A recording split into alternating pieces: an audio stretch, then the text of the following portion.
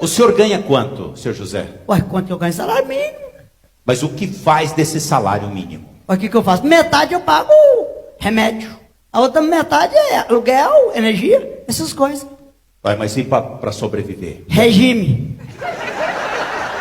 3, 4 dias só no regime. Aliás, vou dar um conselho para todo mundo, tem que ser evangélico.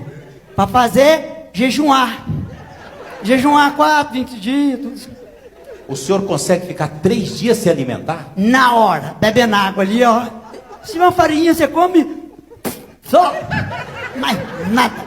Eu admiro a força de vontade do senhor, viu? Admiro. A força de vontade do senhor também é grande, né, doutor? O senhor deve comer as coisas gostosas, né? Não, eu como o trivial. O que é trivial? Ah, é.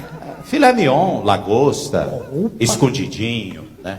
Aliás, você come escondidinho? Firma, rapaz.